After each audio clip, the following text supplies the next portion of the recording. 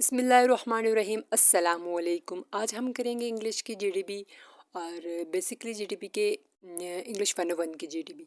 दो टॉपिक दिए गए हैं हमें, जैसे राइट योर चार्ट नोट्स, मतलब इन पे हमने एक नोट्स लिखना है 250 वर्ड्स में।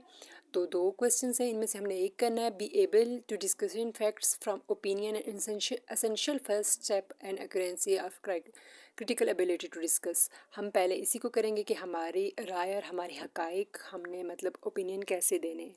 तो हम चलें आगे हैं, हमने ने जो आंसर अपना लिखा हुआ है इस पे।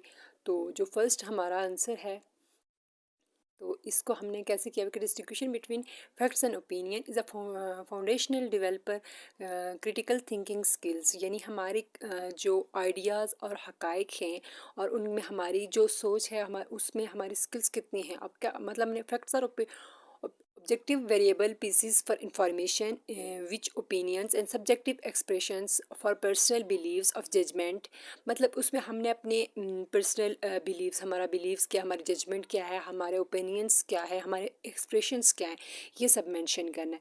अब मैंने इसको दो पार्ट्स में डिवाइड किया। Firstly form the basically logical reasons, जो हमारा लॉजिक रीज़न हमने वो रीज़न देना है। Critical thinking involve analysis information objective and this process, मतलब ये हमने करना है कि अपने आइडेंटिफाई देनी है, अंडरस्टैंड करना है उसको, इन्फॉर्मेशन को। फिर विदाउट स्किल हम ये नहीं कर सकते।